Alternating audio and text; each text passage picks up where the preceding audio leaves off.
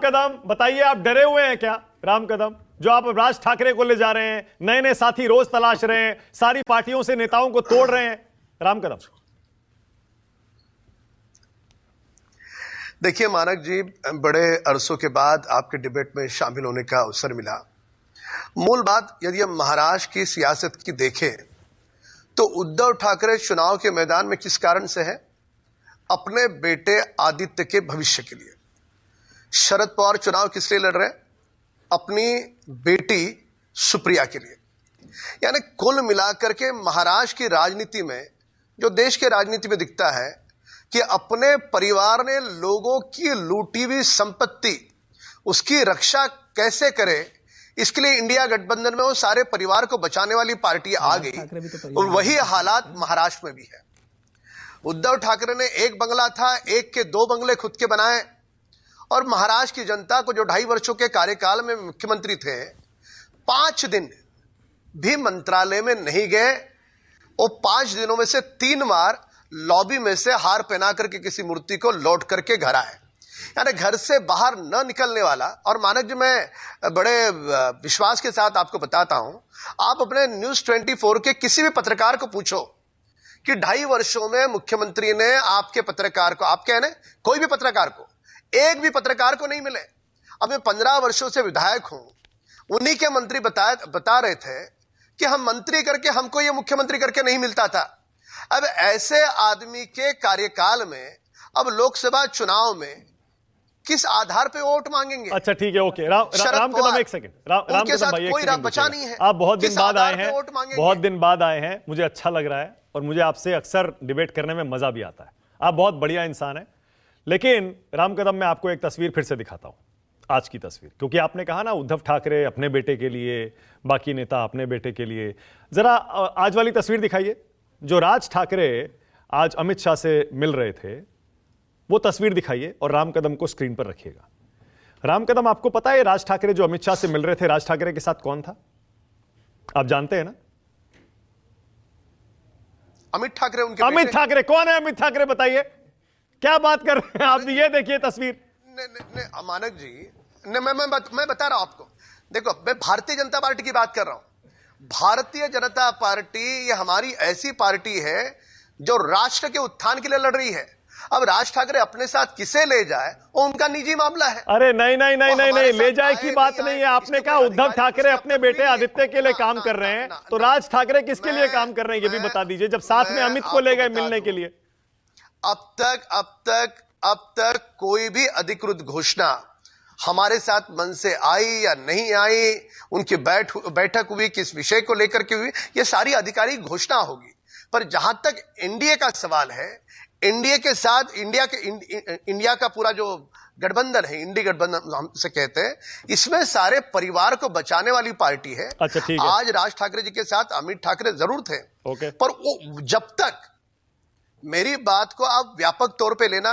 हाँ, जो पुनः एक बार दोहराऊंगा, हाँ, कि इंडी गठबंधन परिवार को बचाने के लिए, लूटी हुई संपत्ति बचाने के लिए साथ में आए। अच्छा ठीक है, ओके। भारतीय जनता पार्टी परिवारवाद पर हम बहुत बहस कर चुके हैं, हिंदुत्व की मैं भाषा थोड़ा सा बोलने आपको वाले आज के मुद्दे पर लाता हूं। ठीक है, ओके। परिवारवाद पर हम बहुत बहस कर चुके हैं, आगे भी चलेगी, लेकिन मैं वापस आज के मुद्दे पर ला रहा हूं। चुनाव के ऐन वक्त पर आपको राज ठाकरे की जरूरत क्यों पड़ रही है? राम कदम, मान लीजिए ना मुकाबला फंसा हुआ है, बहुत एकदम कांटे की टक्कर है, पिछली बार वाला परफॉर्मेंस आपको नजर नहीं आ रहा, इसीलिए आप राज ठाकरे को ला रहे हैं।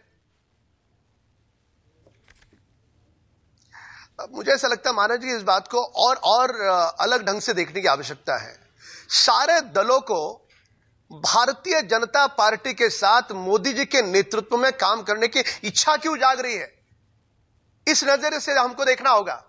क्योंकि सारे दलों को दिख रहा है कि पुनः एक बार प्रधानमंत्री मोदी जी ही बनेंगे, और मोदी जी के कार्यकाल में 10 साल में जो विकास हुआ, सारा देश देख रहा है, सारी दुनिया देख रही है। दुनिया के सारे प्रधानमंत्री जिस प्रकार से भारत के, मैं तो सिर्फ ये कह रहा हूं राम कदम, ठीक है, उसमें कोई दिक्कत नहीं है, कोई बीजेपी में आना चाहे तो आ जाए, पर ये चुनाव के ऐन वक्त पर क्यों? ठीक चुनाव के बीच, चुनाव की तारीखें घोषित होने के बाद।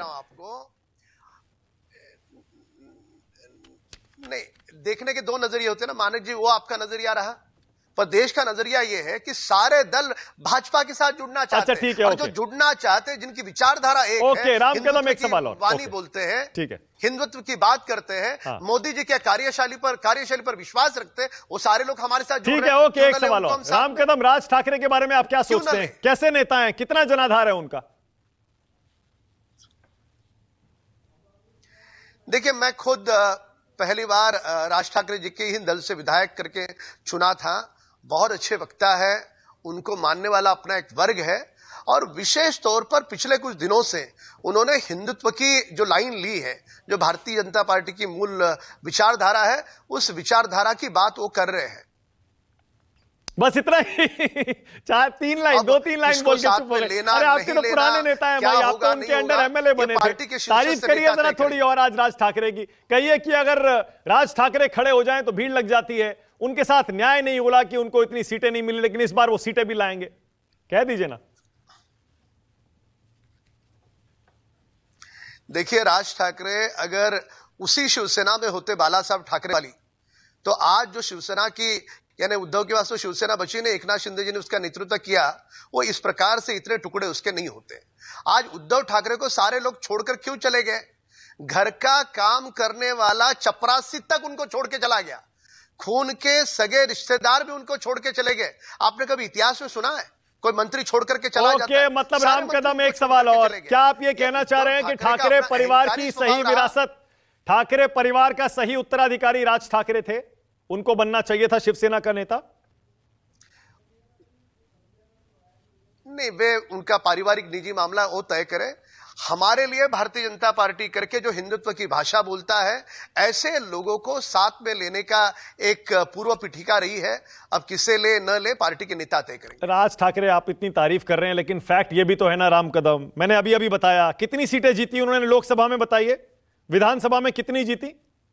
इतने हताश हो गए कि 19 का चुनाव लोकसभा के लिए लड़े ही नहीं। लोकल बॉडीज में कुछ एक सीटें ले लेते हैं, उनको भी पता है कि उनके अस्तित्व पर सवाल है, इसीलिए वो आपके साथ आना चाहते हैं ना। मानक जी, इस बात को नकारा नहीं जाता कि उनकी सभा में अच्छी भीड़ जुड़ती है, उनको मानने वाला अपना एक वर्ग है। ये तो जमीनी हालात है। ओके, अब हिंदुत्व की भाषा बोल रहे हैं, हम देख रहे हैं सारे लोग। ठीक है, ओके। आनंद